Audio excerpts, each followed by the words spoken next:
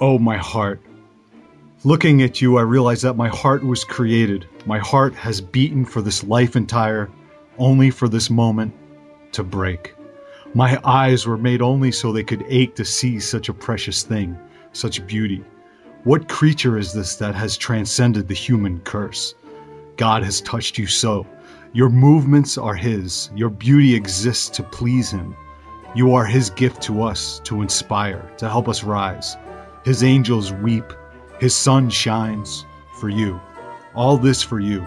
We fall before you, humbled, lowly, gladly. I kneel before you to touch your hem, grovel just to be near. And drawing close, I raise my eyes to see you, sun-haloed, and hear a voice, the voice of the poet Blake. Some are born to sweet delight. Some are born to sweet delight.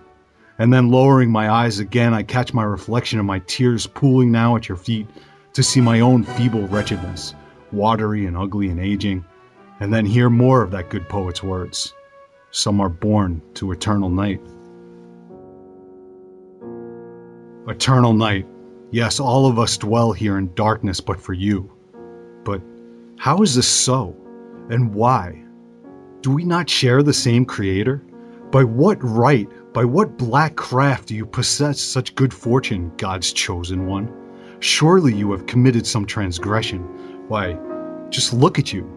A freak of nature is what you are. And if you were a bird, I'd break your wing and cast you into the gutter just so you could taste the filth of the fountain from which the rest of us drink. So let me raise my eyes again, but boldly now, and stare at your sublimity in order to steal it. Just a little. Let me possess it. Let me possess you, bit by bit. Let me drag my talons across your rosy skin in search of the human fissure, and when I find it, let me dig into it in order to pull you apart limb from limb, and then we'll see how delightful the poet's words render you. Oh yes, then we'll see. In Max Ophuls' Lola Montes, the titular character inspired by the real-life Irish-Spanish dancer of the same name and played by Martín Corral, possesses a beauty of such maddening magnitude, a beauty of such force that seemingly no sanctum of society is out of her reach. Employing a structure filched from Orson Welles' Citizen Kane, the story reveals through a series of flashback sequences the tale of Lola's life, a life comprised of romances that are like rungs on a ladder. She beds and/or weds musicians and wrestlers, sultans and kings.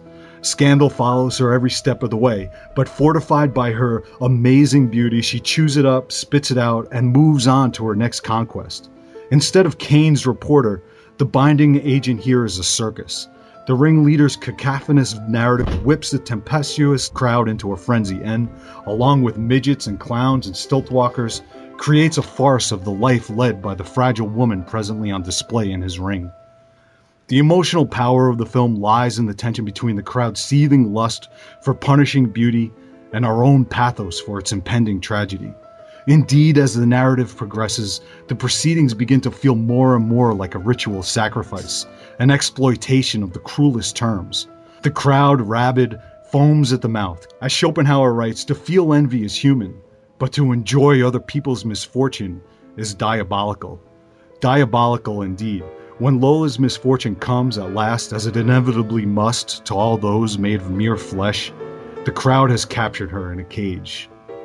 Lola Montes was Max Ophuls' final film in a career that legendarily influenced the likes of Kubrick and many others straight on down the line right to Paul Thomas Anderson. Unfortunately, the original release of the picture was a nightmare, because evidently a committee of cold-footed producers mangled the picture after an early screening. The mangling provoked an outpouring of cries from colleagues and critics, including the guard of the French New Wave. It wasn't until years later, 2010 I believe, that All the King's Horses and All the King's Men finally put Lola back together again, and I'm thankful they did, because when it reached me on Blu-ray the other night, it was in its originally turned digital, glorious cinescope form, complete with dazzling colors, fluid tracking shots, and intricate non-linear narrative intact. I thought it was flawed by an incomplete inquiry into Lola's formative psychological motivations.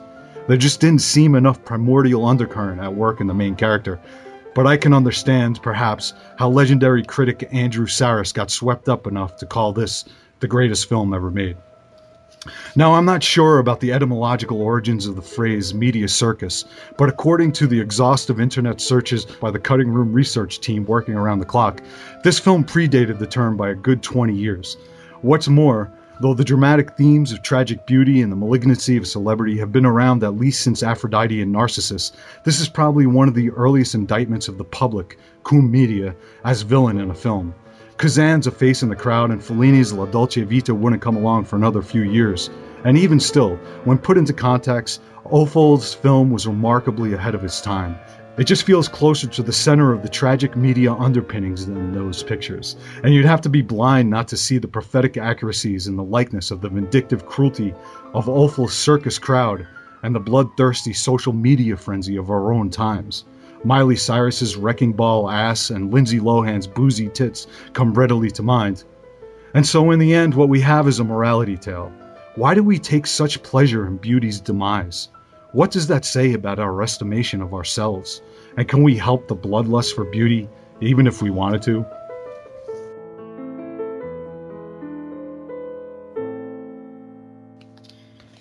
Hey, Joe. That's what I was gonna say. First of all, I was really turned on for like the first 2 minutes of your intro, Joe. I wrote that with you in mind there, Tom. I was. You are the picture of beauty. You are sublime. You ask in the intro.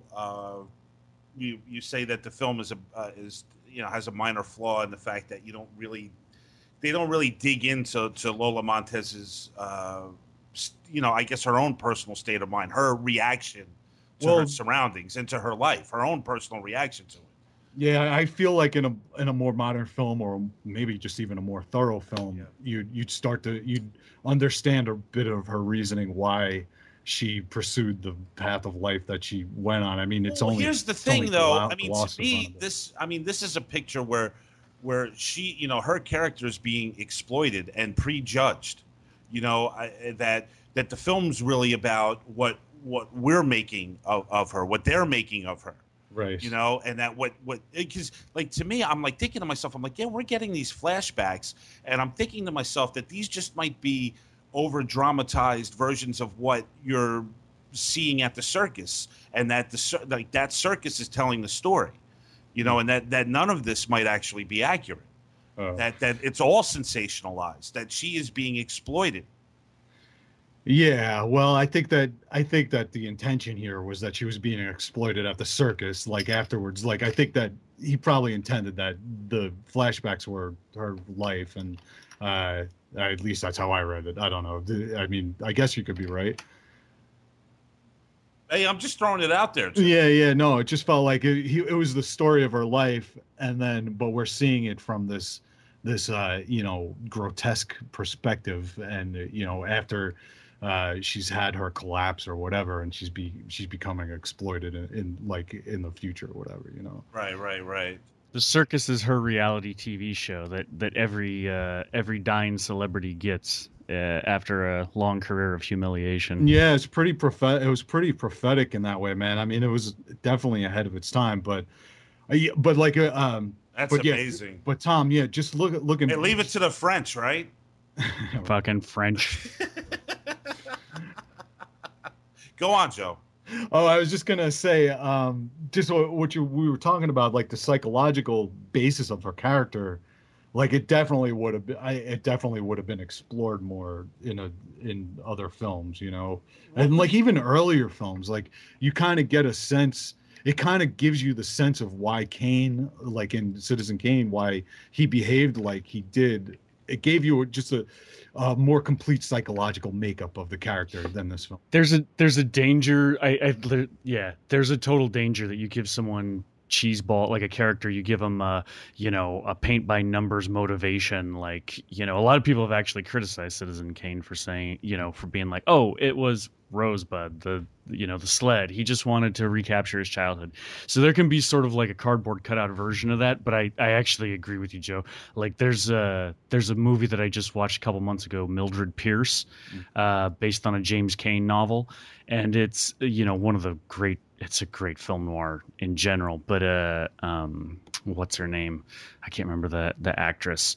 Anyway, the character in the story, it's this woman who goes to great lengths to try to create the life that she wants and get what she wants out of life. It's from 1941, and it's amazing. Without really saying anything, you totally get the feeling of this character and why they would do what they do and the choices they would make. It doesn't really have to be like a cheap pop psychology explanation for anything, but you can Of make course, it, man. I mean, you give it depth. Yeah, of course. Yeah, you don't need to explain it explicitly. And even Rosebud, man. I mean, it could be argued again, like, Right. not that we're arguing, like that's just like the Rosebud sled was just emblematic of the things that it was.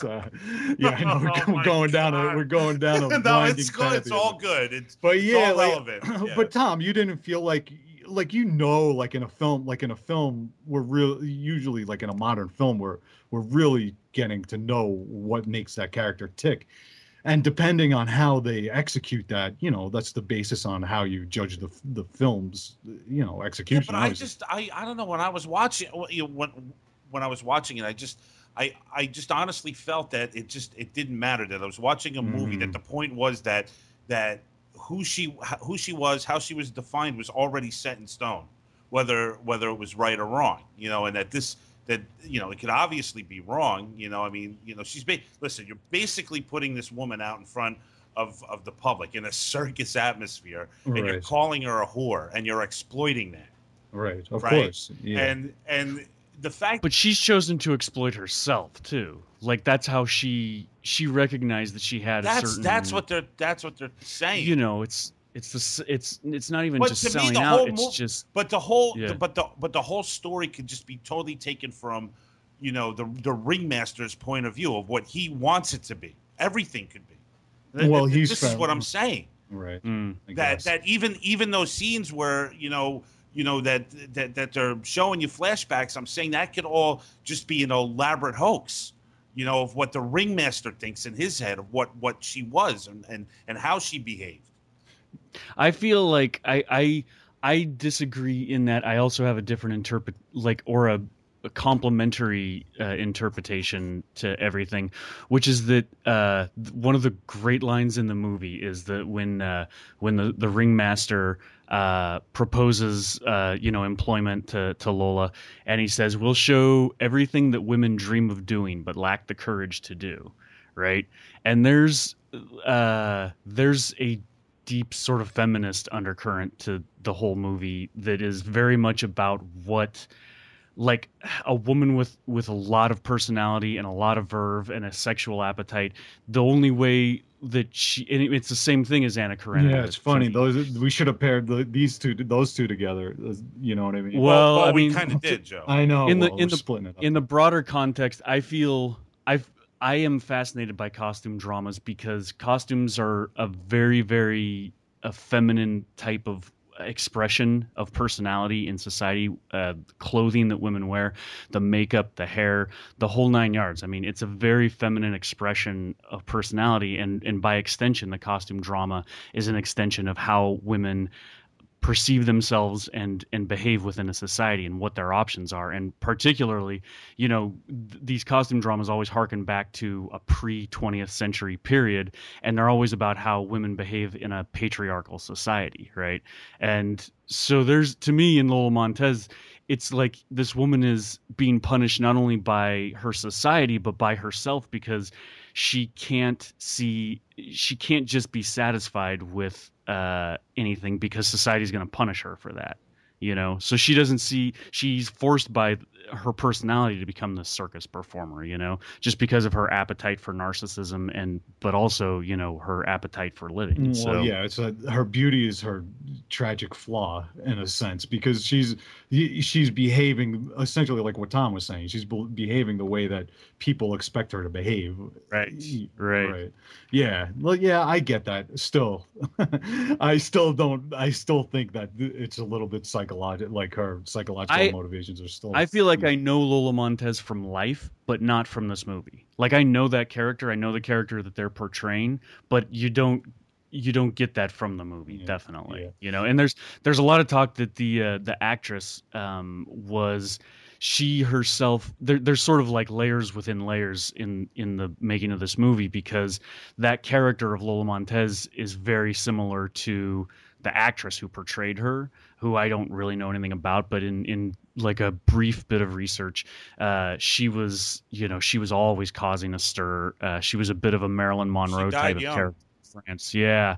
And a lot of people criticize her performance for being wooden and not very alive.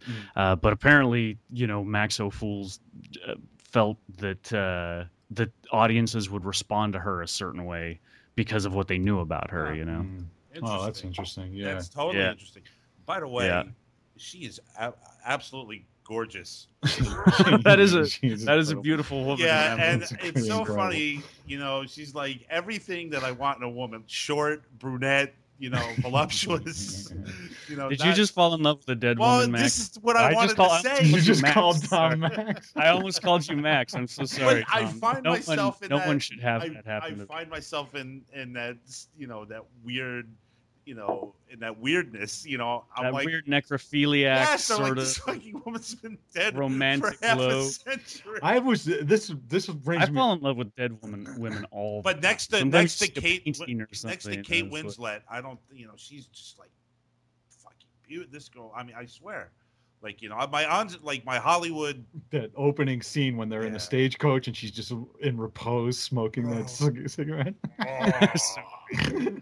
Well, I actually have a question in that regard, because I was thinking about this the other day. We were talking about Elizabeth Shue on the Leaving Las Vegas show, and then we brought her up in Karate Kid, and I had fallen in love with her in Karate Kid. Karate Kid get a mention on Lola Montes? Joe does not want to talk about costumes anymore. Ready to run out the friggin' window. Look, it's a great film, but god damn it, Billy, these costume dramas. It's 12 hours of fucking costume drama. Anyway, listen, real quick aside here.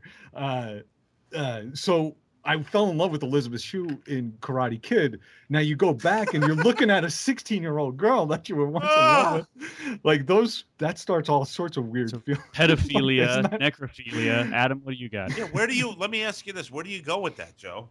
I don't know. I don't know what to do. Well, what have you done? I mean, you turn off the Karate Kid? No, I guess you just go and you watch Leaving Las Vegas. I guess that's the answer. Or Hollow Man. Hollow Man. Adam's here. Yo, Adam, I mean, sir. We are talking costume dramas. You're enjoying some fine brandy out there in Los Angeles, California. I'm on my fourth brandy. I didn't say this on the air, so I'm going to repeat myself and say that I was a little hurt that I wasn't invited to be a part of the drunk show. So I decided I'm just going to get drunk on this show. Well, we have you. We have you here for the costume dramas. I thought maybe you'd be wearing a wig and some tights and. Listen, it's more appropriate than you even probably realize that you had me on this show. But can I just say, first of all, Joe, that wasn't just, you're an awesome writer, and it was. I'm completely enthralled with this conversation, by the way, and so I'm just sitting here silent, drinking my brandy, and enjoying all of this, and yeah, go ahead. Oh, I was just going to say thank you, and I'm glad you came back even after the Ron Howard show. Well, I feel like a complete ass because and Tom knows this.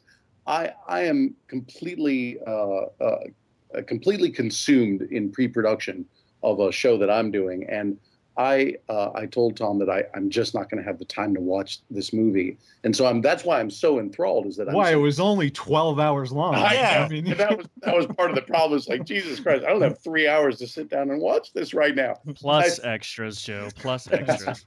And I feel like an ass, but I'll tell you guys talking about it makes me want to go and watch it after the fact because it sounds absolutely phenomenal. And I think Fellini owes something to this movie too, and to this director in general. Absolutely. I mean, you watch this movie and there's just so many movies you've seen, even like David Lynch, like color schemes that no one had ever done. Even better, Wes Anderson. Come on, I need to see this film.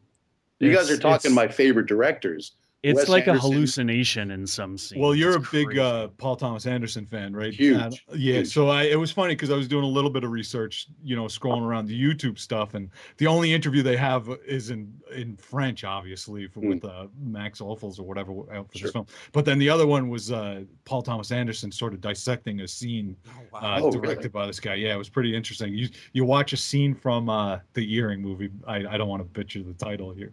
The Earrings of Madame Day. Yeah, and he kind of dissects the scene, which is pretty fascinating. So. Oh, fantastic! Yeah, P.T. Anderson is probably my favorite living director at the moment. Well, he does a lot of stuff with the cranes and tracking shots and stuff, which I think he took a lot of inspiration. He went to the source, and this guy's the source for that kind of camera movement, as far as I know. And he also there's this similarity of taking a situation where you think the most obvious dramatic opportunity you avoid completely and you go off in another direction. Nice. So there's an accumulative sense of by the the last portions of the movie, he's kind of built up this reserve of expectation where you haven't seen a dramatic structure unfold the way you're accustomed to seeing it, So he kind of leaves you wanting more by the end of the movie. Oh, that's interesting, man. What can you expound upon that? Like, how do you mean, like, avoiding the dramatic scene? Well, this one, Lola Montes, is more, it's pretty avant-garde for its time, except that you nailed the borrowing of Citizen Kane structure. So this isn't. It's still, in the end, it's sort of more traditional. Because it's sort of a rise and fall. But like the Earrings of Madame Day is, you guys haven't seen it. It's on my queue right now. I had to watch 6 hours of Mozart last night. Just so everyone knows, it's not on my queue right now. I hope I did assign you guys to listen to all of the operas referenced in the Mozart movie too, right? Like you rented the Met Live in HD videos and watched all that. Right? Naturally, they're like 4 or 5 hour operas. I wouldn't worry. But actually, in Laurent, hold on. Let me finish the Earrings of Madame Day. It's amazing because it's really like these earrings that I don't remember how it gets started, but they're given to this woman as a gift. You never learn her name, but she's this member of society, and you're built up that this guy's going to romance her. It's almost like the Phantom of Liberty, like what Buñuel does with that movie, where you build up this scene and it's going to be this romantic, liaison or whatever. And then it kind of all of a sudden just ends and you're in another location, another time. You're not sure what characters you're dealing with. And you're entered into this conversation, and then someone gets up from the table and walks away, and he goes and meets this Madame Day, right? And all of a sudden she's in this other story. And then the earrings somehow mysteriously enter into the situation again. And so this happens like 3 or 4 Well, there you go. times, Yeah, that's great, man. I mean, that influence is felt all the way down to Slacker, Richard Linklater. Totally. Nice. But it's also he also does it in Laurent, where he follows one lover. Like, only it comes full circle, like in this, and the theme is sex. It's not love, which is great in that movie, right? The mechanics of love, right? Yeah. By the way, he is German, not French. He worked in France, but he was originally a German director. Yeah. So well, those are interesting structures. I like them. Actually, it actually informs sort of a type of picture that you say you don't like, which is like the Babel type of pictures. In a sense, it feels like a little bit like fucking with the structure. No, I love the fucking with the structure, but for whatever reason, and I said as much on the whole Babel show, the whole Iñárritu and all that. I don't know why that guy keeps me at arm's length. I can't tell you, because I don't have a problem with it in a lot of other directors, So I don't know. Yeah, that's it. Joe did it. He got it off of costumes. So Billy, Joe, they are Billy. So, I think Joe. No, was it Joe mentioned earlier that they really messed with this movie, right? For upon its release, it was chopped up. They reordered everything chronologically, which I can only imagine means that they put all of the makes no sense. All of the flashback scenes chronologically start to finish and then ended with the circus. That's what they did. Actually, even though I didn't see this movie, I did read about it to at least have some knowledge of it, and that's exactly what they did. They took it from being a flashback movie and they recut it into a chronological film.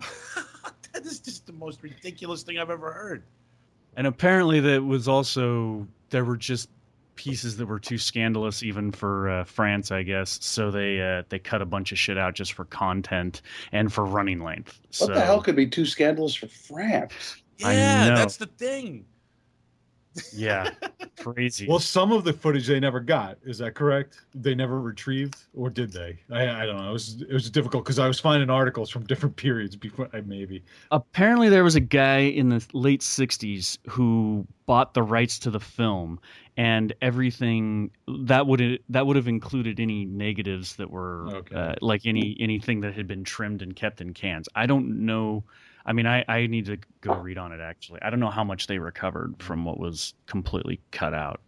Yeah. Well, it was cool to get introduced to the guy. It was my first time seeing these two films, and the next film up is the Earring movie. So, Tom, this is your first time watching this guy's stuff, too. Huh? Absolutely. And I'm going to tell you right now that I put this on. This is the first film I watched out of the three.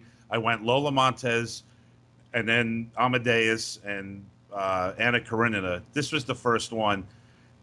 It took me maybe a minute and a half to realize that this is really great quality cinema. You know, you just knew it. I just knew it. I mean, right from that whole, like, the opening 10 minutes of this movie is, I mean, it's beautiful. It's just beautiful work, great camera work, excellent direction. The lighting is perfect. Everything is just so perfect. You're just drawn in immediately, you know. And it's, I mean, I was not at all ever bored for a second watching this movie. I was totally into it, Joe. That's cool, man. You know what? I think you're starting to like older films and stuff like that. Well, maybe because of a lot. Maybe because. Oh, good. Yeah. Next time I get a program, I'm gonna give Tom all old movies now that I know he loves them. Well, we were talking on the first portion of the show, Adam. Hang on. We were talking about how we may be the only people on Earth who like use movies as like weapons, and we like ammo. Like we assign each other movies. Like Max hates like these old black and white movies. Oh God, he cannot stand that shit. So it's like I assigned him Grapes of Wrath. He keeps assigning me Jackass over and over again, even though I do like Jackass. Yeah. But you know, like we use films as like you know, what did you call it, Billy? Emotional weaponry or something like that. That's beautiful. It's very funny.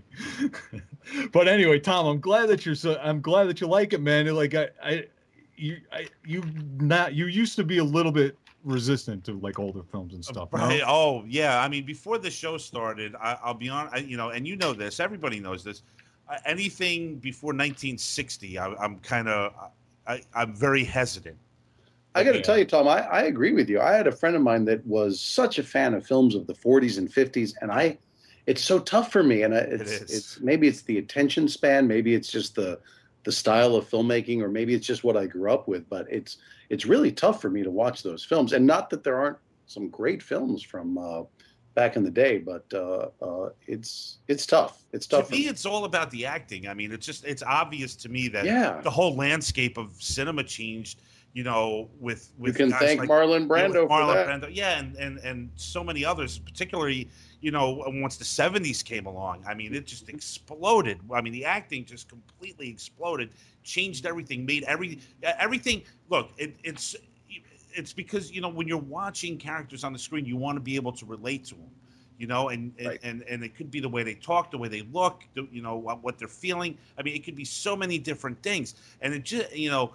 It seems to me like the films before 1960, they just, you know, it's all like kind of cookie cutter kind of stuff. You know, it's like everything is just basically the same. It's everyone acts the same, talks the same. It's, you know, it's quite robotic to me, the acting.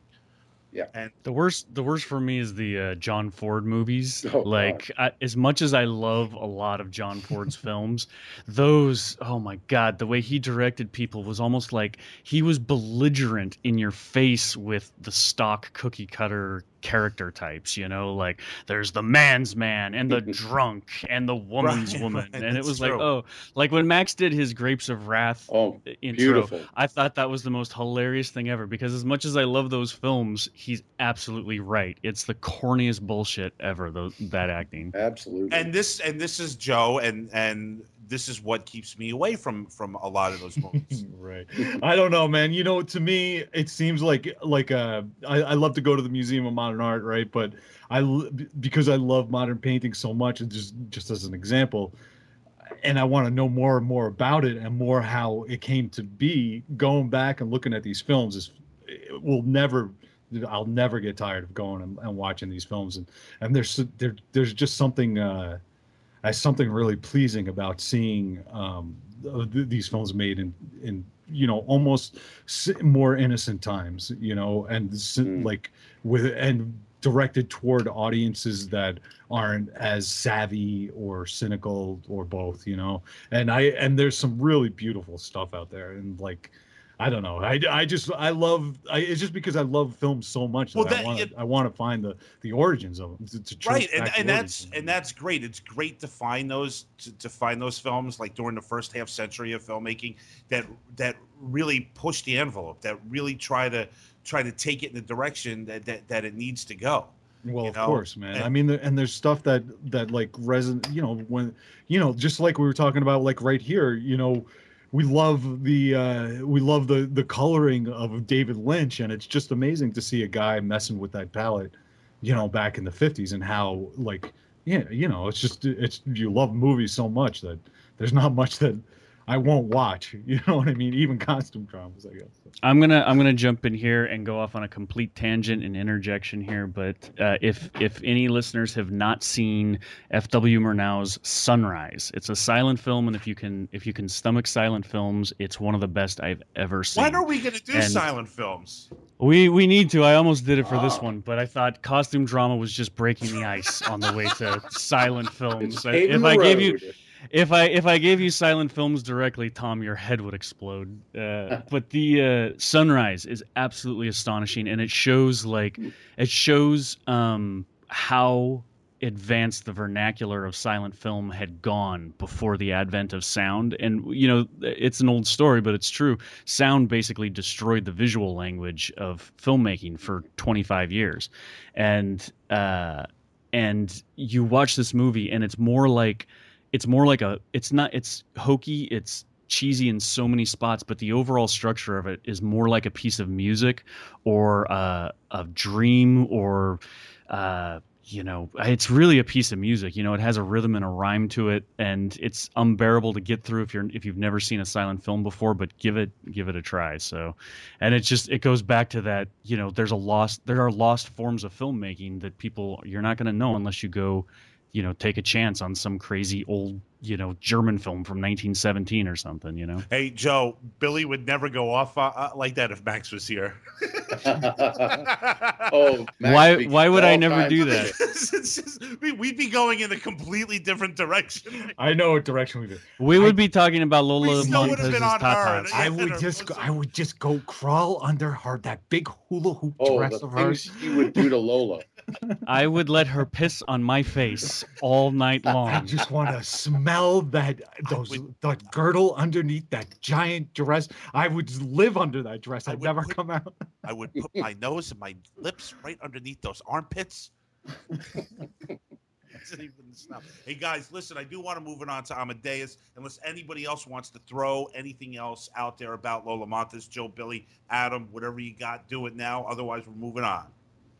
Let's do it. All right, cool. Mr. Adam Shoulder is back with us once again, and he is going to introduce Milos Forman's Amadeus, starring Tom Hulce and F. Murray Abraham is great. F. Murray Abraham, Amadeus. Adam, let's get it done, brother.